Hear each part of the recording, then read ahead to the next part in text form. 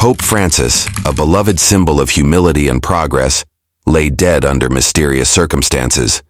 But what no one knew was that his death was not a natural one. Behind the scenes, Cardinal Pietro Martini and Cardinal Luca Moretti, two trusted members of the Vatican's inner circle, orchestrated a deadly conspiracy that would shake the foundations of the Church. When a post-mortem report revealed the unthinkable, poison had been found in the Pope's body. The investigation into his death uncovered a web of secrets, betrayal, and hidden power struggles. But the most shocking twist? The very men the Pope trusted most were the ones who plotted his demise. Who could be trusted within the Vatican now? The morning of Pope Francis's death began like any other in Vatican City. The sun rose gently over the domes and courtyards, casting golden light on centuries-old stone.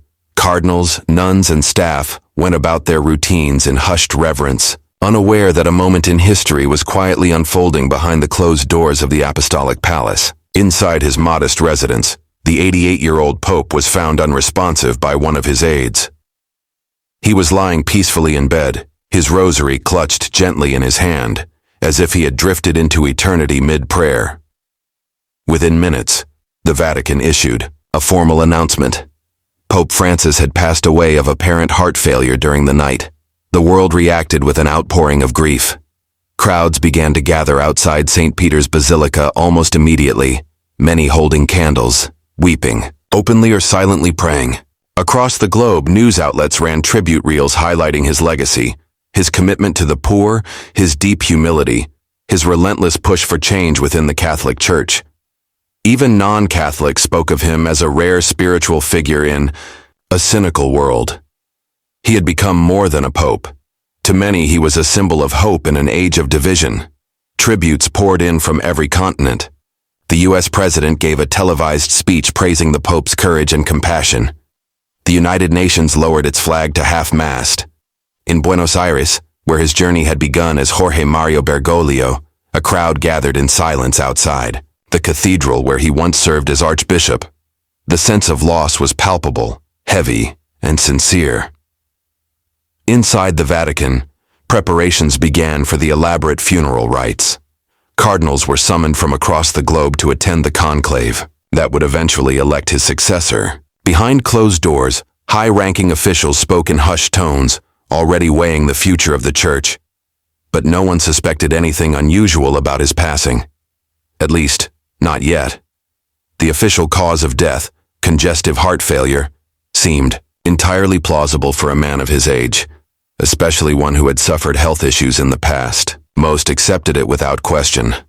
After all, Pope Francis had lived a life of immense pressure and responsibility.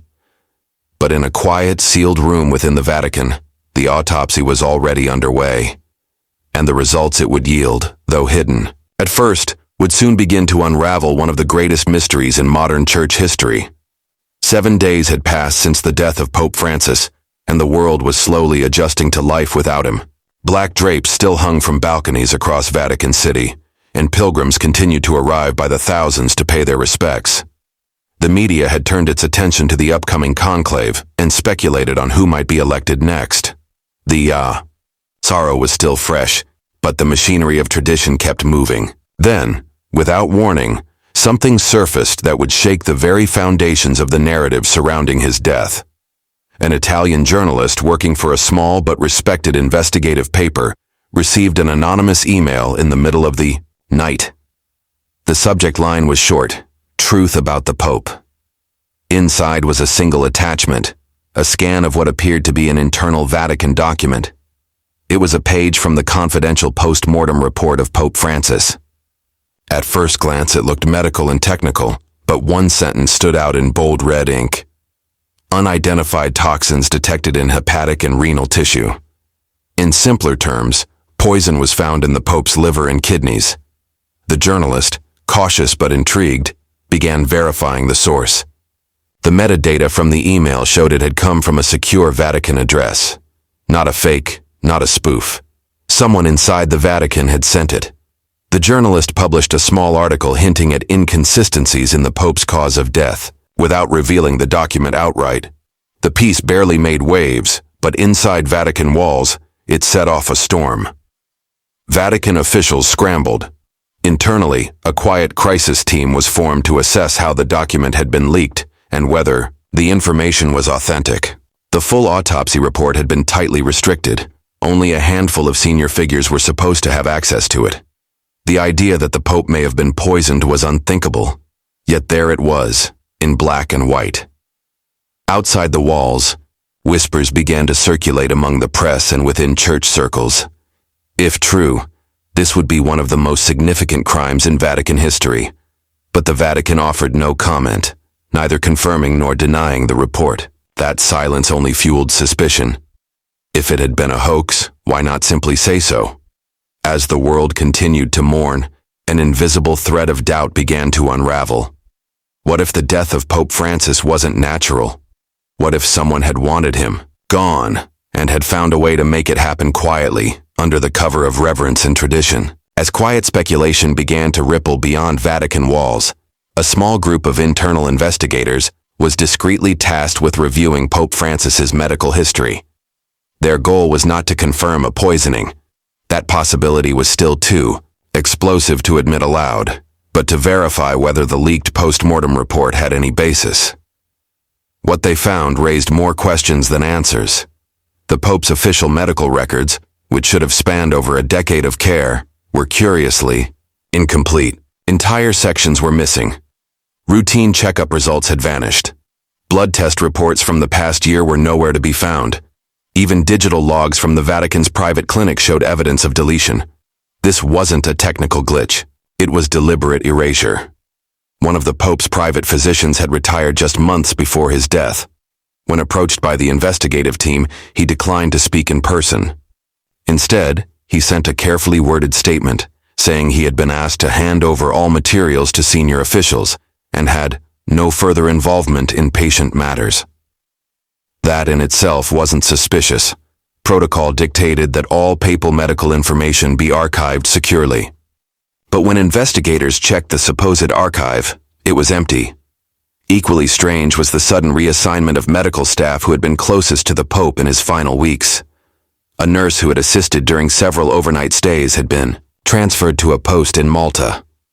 Another, a specialist who monitored his heart condition, had abruptly left her position and refused to return calls. When the investigators tried to trace one of the digital medical files through the Vatican server history, they discovered the access logs had been scrubbed clean, leaving no trace of who had opened or edited them.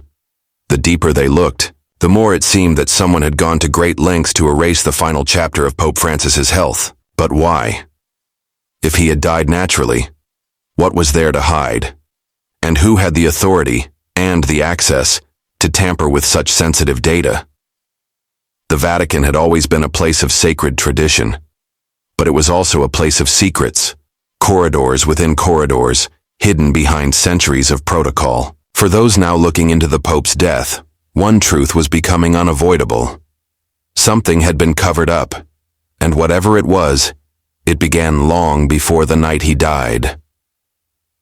While the investigators quietly battled digital silence and missing files, a breakthrough came not from technology, but from something far more personal, a page from Pope Francis's own handwritten journal.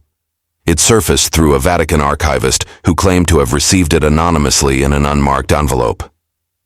The paper was old, slightly smudged with ink and written in the Pope's distinctive script. It was not addressed to anyone. Instead, it appeared to be a private reflection dated just a few weeks before his death. The entry was cryptic but unsettling. The Pope wrote of waking in the night with dizziness and blurred vision, sensations he had not previously experienced. He described feeling watched, followed even within the walls of the Apostolic Palace. He wrote of whispers in corners and loyalty being tested. But most hauntingly, he made reference to what he called the smoke behind the curtain, a phrase repeated several times throughout the page. There was no explanation of what it meant, but it carried the weight of suspicion, even fear. This diary page cracked open a different door. It suggested that Pope Francis had suspected something was wrong, not just with his health, but with the people around him. It was unusual for him to express paranoia. He was known for his calm presence, his humility, and his trust in others. For him to commit something so dark to writing meant he believed danger was real, and perhaps even imminent. The investigators searched his study in the Apostolic Palace for more. Hidden among old sermons and handwritten homilies, they discovered a small locked wooden box in a drawer beneath a stack of worn Bibles. Inside were several scraps of paper, some torn, some barely legible. These notes hinted at private meetings he had held away from the usual council of cardinals, meetings with individuals he referred to only by initials. One slip of paper listed names, some familiar, some unknown, next to dates and locations, inside the Vatican. The findings painted a picture of a man who had sensed the walls closing in. He had been documenting patterns, collecting details, possibly preparing to reveal something. Yet he had kept it all hidden, perhaps unsure of who could be trusted. His words, carefully written and hidden from sight, told a silent story of betrayal that no one had seen until it was too late. Pope Francis had long been known for challenging tradition, often walking a delicate line between reform and rebellion. From the moment he was elected, he refused many of the luxuries that came with his position. He chose simple robes over ornate ones, drove in modest vehicles, and emphasized humility over hierarchy. But behind these outward choices was a deeper mission, to change the church from within. His efforts to confront financial corruption, expose abuse, and open dialogue on controversial issues drew admiration from many, but not everyone applauded. Within the upper ranks of the Vatican, a quiet resistance had been growing. Some cardinals and bishops viewed his changes as a threat to centuries of structure. They feared that his openness and outreach would weaken the church's authority. In private, they accused him of bending too far to modern society. In public, they remained respectful, but behind closed doors, they worked to stall his reforms. Anonymous letters were circulated among clergy, criticizing his decisions and questioning his judgment. One letter, later leaked, described him as a populist disguised as a prophet. Financial transparency became one of the Pope's most dangerous battlegrounds. He launched investigations into Vatican accounts, some of which had remained untouched for generations. He dismissed high-ranking officials linked to questionable financial practices and pushed for audits by independent organizations. For those who had long benefited from the secrecy of the church's finances, this was a declaration of war. Funds disappeared, auditors resigned, and certain reforms quietly failed without explanation. His stance on social issues also stirred unrest. He called for compassion toward LGBTQ+ individuals, spoke out against the death penalty, and openly condemned nationalism. These statements made headlines worldwide, but inside the church, they widened the rift between progressives and traditionalists. Whispers of discontent turned into private gatherings, where some high-ranking officials discussed how to limit his influence without causing a public rupture. At the time of his death, Pope Francis was still pressing forward, preparing new reforms, planning a second encyclical on global inequality, and reorganizing key Vatican offices. But now, those plans were gone, and with them, any immediate hope of continuing his vision. As investigators studied the growing tensions within the church, they began to ask a chilling question. Could this ideological battle have crossed a deadly line? And if so, who among his critics had the motive and the reach to silence him permanently? In the weeks following the revelations from the Pope's diary, investigators turned their attention to his private study, hoping to uncover more clues. The room had remained untouched since his passing, preserved with reverence by Vatican staff. Shelves lined with theological books and folders of handwritten notes revealed a man deeply engaged with both history and the future of the church. Yet something didn't fit. A large wooden desk, aged but sturdy, sat at the center of the room. It had been searched once already, but a second, more thorough inspection revealed a faint crack along the inner panel of a lower drawer. Behind the panel, carefully hidden, was a sealed envelope containing a folded piece of parchment written in Latin. It was a letter, brief, coded, and deeply disturbing. It referenced a clandestine meeting that had taken place months before the Pope's death. The letter described an internal division within the church, a group committed to preserving what it called the sacred order, willing to act beyond conscience to to prevent what they saw as irreversible damage caused by the Pope's reforms. It spoke of betrayal and sacrifice and ended with a chilling phrase, "Custodiet ipsum pastorem," let the shepherd be watched. There was no signature, but forensic analysis uncovered a partial fingerprint on the edge of the parchment. When cross-checked with internal Vatican records, it matched a cardinal known to be a member of one of the most conservative factions within the Curia. He had publicly supported the Pope, often appearing by his side at major events. Privately, he had voiced strong opposition to the direction the Church was heading under Francis's leadership. His name had never appeared on any list of suspects. Until now. The document's language suggested this wasn't the work of a single individual. It hinted at a coordinated effort, an inner circle of influence committed to stopping reform at any cost. They weren't just opposed to change, they feared it. To them, Pope Francis represented a future they couldn't control, one that threatened to unravel centuries of authority and power. As the investigation deepened, the letter became a turning point. It confirmed what had only been suspected until then, that the threat to Pope Francis's life didn't come from outside the Church. It came from within. And those behind it may have believed that eliminating him was not just necessary, it was divinely justified.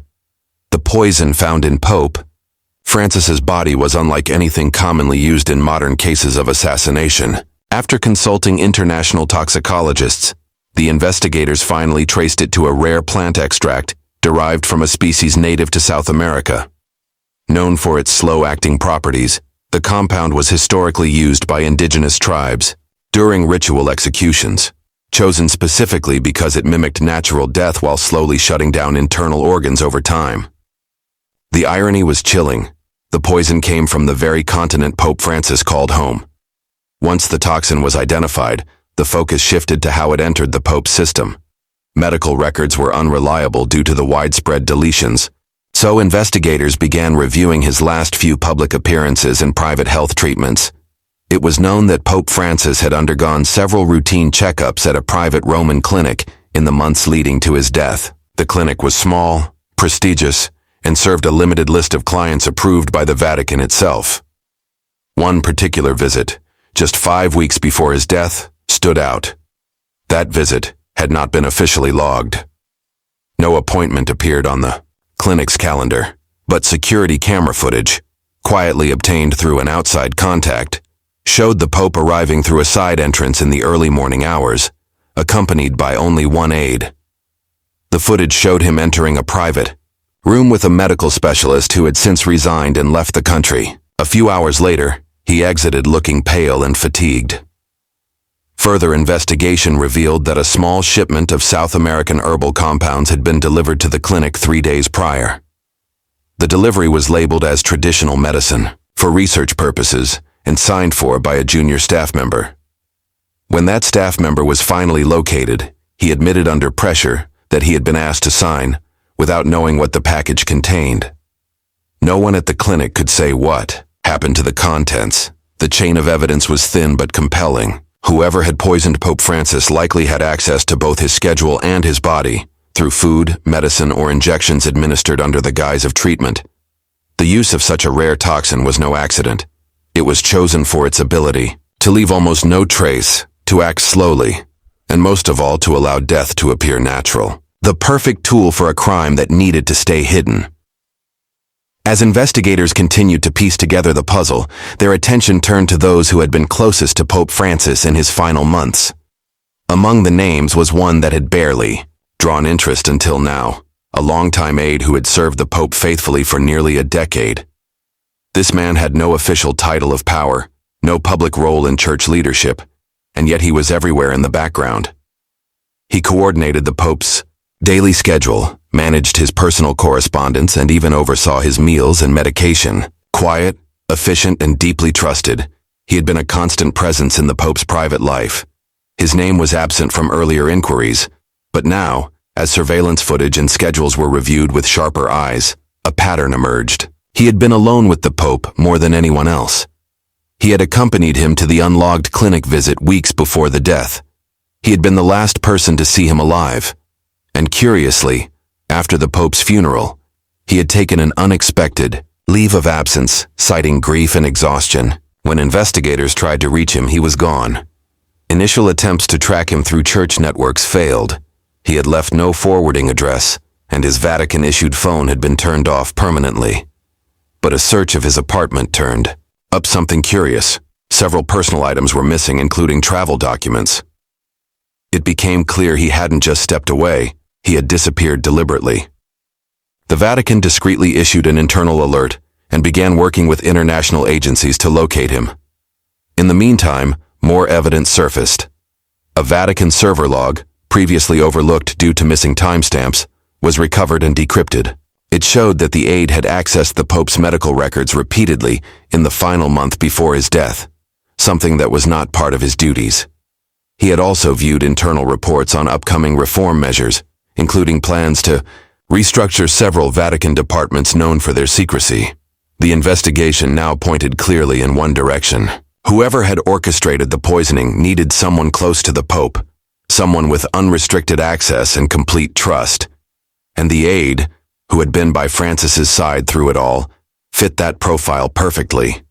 What remained unclear was whether he had acted alone or been used by forces much larger than himself. Either way, his disappearance turned a case of suspicion into a full-blown manhunt, and the world was starting to ask, what did he know that made him run? Months passed with little progress in locating the Pope's missing aide. The investigation had stalled, and the trail had grown cold. But then, just when hope seemed lost, an unexpected breakthrough came from a tip-off that led investigators to a remote town in northern Argentina. The tip was as cryptic as it was startling. A local priest had reported seeing the aide in a nearby church, though under a different name. The investigators quickly mobilized, and within days, they confirmed the aide's presence in a small nondescript village at the foot of the Andes. The town was quiet, isolated from the bustle of modern life. It was a place where people came to vanish, to leave behind their pasts. Yet despite the calmness of the village, a sense of urgency had taken root among the investigators.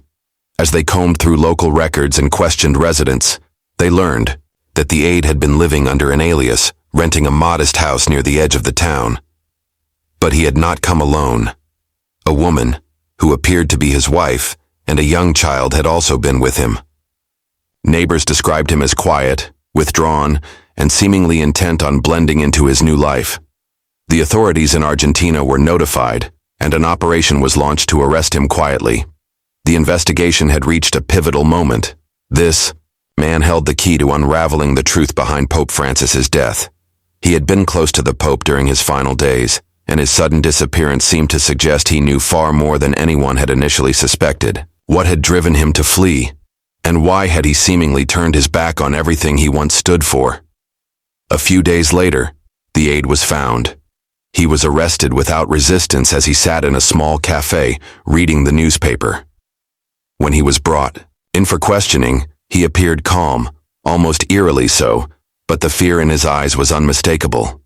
He was desperate not to return to Rome, where his ties to the Vatican would ensure the weight of a high-profile trial. But when the authorities began showing him evidence, the encrypted letters, the fingerprints on the document found in the Pope's study, the footage from the clinic, the aide broke his silence. His confession came slowly, as if each word was dragged from him against his will. He had been part of a larger conspiracy, one involving high-ranking officials within the church who felt the Pope's reforms were leading the church to ruin. He hadn't poisoned the Pope himself, but he had been complicit in ensuring that the path was set for the fatal dose to be administered. The details were chilling. He had been convinced by a group of powerful cardinals that the Pope's death would save the church from what they saw as the collapse of its authority. The plan had been in motion for months, and he had been the unknowing instrument of a much darker force. The confession, though incomplete, confirmed the worst fears of those investigating. The murder of Pope Francis was not a random act. It was a well-coordinated conspiracy, and the aide, a man once trusted with the Pope's life, had played an integral role in bringing that plan to fruition. But the most shocking revelation had yet to come. Who were the true masterminds behind the plot? As the aide's confession unraveled, the true scale of the conspiracy became clearer, but the question of who exactly orchestrated the plot remained unanswered. The details he revealed were unsettling. The group he had been involved with was not just a small faction of disgruntled cardinals. It was a network of powerful figures within the Vatican, some of whom held key positions that allowed them to manipulate the papal administration without detection. The aide spoke of secret meetings held under the guise of spiritual retreats, where these figures would gather, often in remote locations, to discuss the threat Pope Francis posed to the traditional order of the Church. These meetings had been going on for months, if not years, long before the idea of poisoning him was even conceived. They had initially tried to slow down his reforms, using subtle tactics such as lobbying against his policies, discrediting his initiatives, and creating internal divisions. But as Pope Francis's influence grew and his push for change became more radical, they realized that more drastic measures would be needed. His death would be the only way to halt the momentum he had built. What struck investigators most was the way the conspiracy had spread far beyond the Vatican's walls. The aide revealed that several members of the group had connections to powerful families and businessmen outside the Church, individuals who had much to lose from the Pope's transparency efforts and his calls for economic reform. These external allies were as committed to seeing the Pope removed as those within the Vatican itself. In the aide's words, the Pope wasn't just a religious leader to them, he was a threat to their empire. But the most chilling part of his confession came when he finally named the cardinals who had masterminded the plot. Names that had never been publicly associated with scandal. Names that had earned the trust of the Pope and the respect of the Church. These were the men who, behind closed doors, had signed the death warrant for a leader who had spent his life preaching love and compassion. As the investigation moved forward, it became clear that this was not just a case of rogue elements within the Vatican. It was a systemic problem, an underground network that had used the Church's power and influence for their own gain. The true magnitude of the conspiracy had only just begun to surface. In the months that followed, the Vatican's internal investigation revealed that the cardinals involved in the plot were part of a covert faction known as the Order of the Black Cross, a shadowy group that had operated in secrecy for decades. Their purpose was to protect the traditional, hierarchical power structure of the Church, resisting any attempts to reform its long-standing doctrines and financial practices. The Pope's death, once believed to be the end of a historic era, became the beginning of a new one, a new chapter of reckoning within the Catholic Church. As the perpetrators were exposed and brought to trial, the world watched, stunned by the lengths to which those entrusted with power had gone to preserve their control. The Pope had been silenced, but the truth behind his death, painful, horrifying, and deeply unsettling, was now laid bare for the world to see. And with that truth came the inevitable question: how deep did the corruption run, and who could be trusted now?